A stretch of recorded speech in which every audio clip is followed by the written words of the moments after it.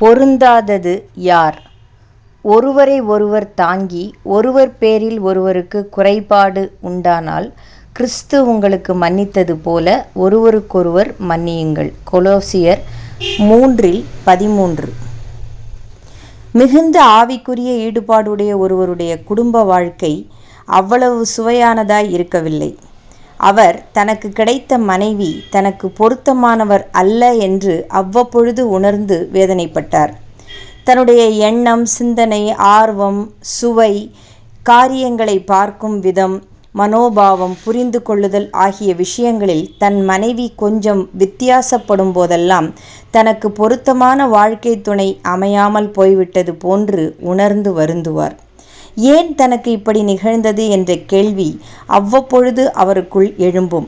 ஒரு நாள் தேவ சமூகத்தில் அதை குறித்து சிந்தித்த போது, மகனே, நீ உன் மனைவி உனக்கு பொருந்தவில்லை என்று நினைப்பதெல்லாம் நீ என்னுடைய வழிகளுக்கும் உணர்வுகளுக்கும் இன்னும் பொருந்தாமலேயே தொடர்வதனுடைய விளைவுதான் என்று கர்த்தர் பேசுவதைப் போல உணர்ந்தார்.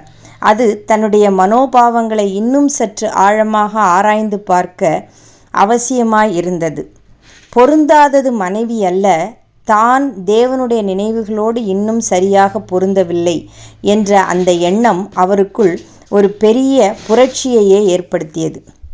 நமக்கு கிடைக்கிற வாழ்க்கை துணையோ, நண்பரையோ, அயல் வீட்டாரையோ, அலுவலக உடன் பணியாளராகவோ, ஆவிக்குரிய சகோதரரோ, தொழில் பங்காளரோ நமக்கு எல்லா விதத்திலும் சரியாக பொருந்தி போகத்தக்கதாக இயந்திரத்தில் விசேஷமாக வார்க்கப்பட்டு உருவாக்கப்பட்டவர்கள் அல்ல.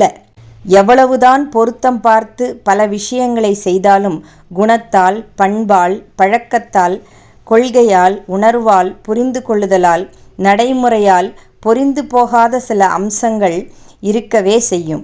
ஆனால் தேவனுடைய சரியான ஐக்கியத்தை உடையவர்கள் அவருடைய அன்பின் பலத்தையும் அவரால் ஏற்படும் ஆவிக்குரிய மனோபாவத்தையும் கொண்டு மற்றவர்களை ஏற்றுக்கொள்ளவும் அவர்களோடு இசைந்து போகவும் முடியும்.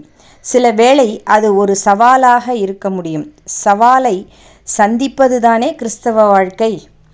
சிந்தனைக்கு, இறைவனோடு இணைந்து செல்ல பழகி கொண்டவர்கள் பிறரோடு இசைந்து போகவும் பழகி கொள்வார்கள். ஆமென்.